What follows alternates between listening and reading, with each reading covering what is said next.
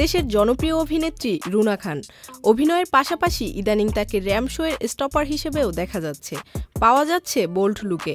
সেই সব ছবি এবং ভিডিওগুলো সোশ্যাল মিডিয়াতেও ব্যাপক ভাইরাল হচ্ছে। রুনা খান বলেছেন, তিনি যেহেতু পারফর্মার, তাই সব মাধ্যমেই তিনি পারফর্ম করে যেতে চান, হোক সেটা অভিনয় কিংবা মডেলিং। তিনি আরও বললেন, সুযোগ পেলে আমার যাত্রাতে অভিনয় করতে আপত্তি নেই। যাত্রায় কাজের প্রস্তাব আসে, আমি অভিনয় করতে চাই। চ্যানেল আই অনলাইনকে দেয়া এক সাক্ষাৎকারে রুনা খান বলেন, জীবন শুরু করেছিলাম অভিনেতা এবং মডেল হিসেবে, পেশাগত জীবন।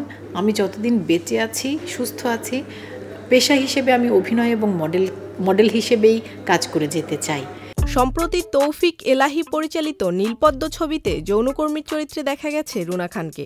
তিনি যোগ করে বললেন, যতটা ভালোবেসে আমি নীলপদ্মের নীলা চরিত্রের সাথে যুক্ত হয়েছি তৌফিক এলাহির সিনেমাটার সাথে, ঠিক ততটাই ভালোবেসে আমি তানহা শেখের শোস্টপার হিসেবে যুক্ত হয়েছি আরকা ফ্যাশন উইকে হাঁটার জন্য। সত্যি যাত্রাতে অভিনয় করবেন কিনা প্রশ্নের উত্তরে তিনি আরও বললেন, আমি যদি সুযোগ পাই, আমি সত্যিকারের যাত্রায় কাজের প্রস্তাব আসে, আমি অভিনয় করতে চাই। এ সময় তিনি ভক্ত ও নেটিজেনদের উদ্দেশ্য করে বলেন, যাদের আমার কাজ ভালো লাগবে না তারা অবশ্যই সমালোচনা করবে।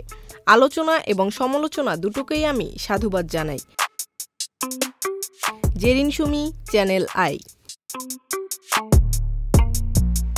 নিউ সানসিল্ক ব্ল্যাক শাইন, নজর কাড়া শাইনি চুলের নাম্বার 1 চয়েস।